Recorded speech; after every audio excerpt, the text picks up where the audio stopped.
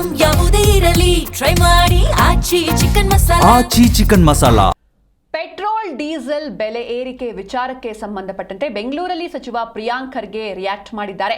Election ಮುಗಿದ ಮೇಲೆ ತೈಲ ಬೆಲೆ ಏರಿಕೆಯಾಗಿದೆ. ಬೆಲೆ ಏರಿಕೆಯಿಂದ ಎಂಎಸ್ಐ ಮೇಲೆ ಇದು ಹೊಡೆತ ಬೀಳುತ್ತೆ.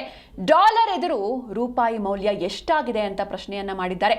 ಮೋದಿ ಅವರ ಜವಾಬ್ದಾರಿ ಕೇವಲ ಎಲೆಕ್ಷನ್ನ ಮಾತ್ರ ಮಾಡೋದಾ? ಪ್ರಧಾನಿಗೆ ಧೈರ್ಯ ಇದ್ರೆ ಪತ್ರಿಕಾಗೋಷ್ಠಿಯನ್ನ ಮಾಡಲಿ, ಮೋದಿ ಒಬ್ಬ ಹೇಡಿ ಅಂತ ಟೀಕಿಸಿದ್ದಾರೆ ಪ್ರಿಯಾಂಕ್ ಖರ್ಗೆ.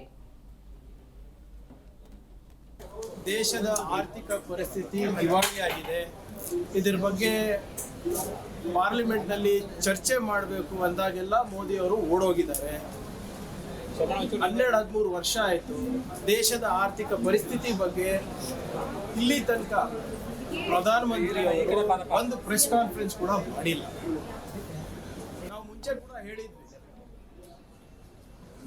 ಈ ಪರಿಣಾಮವನ್ನ ಸಾಮಾನ್ಯ ಜನರ ಮೇಲೆ ಬೀಳುತ್ತೆ. ಚುನಾವಣೆ ನಡೀತಾ ಇದೆ, ಅದಕ್ಕೆ ಸುಮ್ಮನಿದ್ದಾರೆ. ಚುನಾವಣೆ ಆದ ತಕ್ಷಣ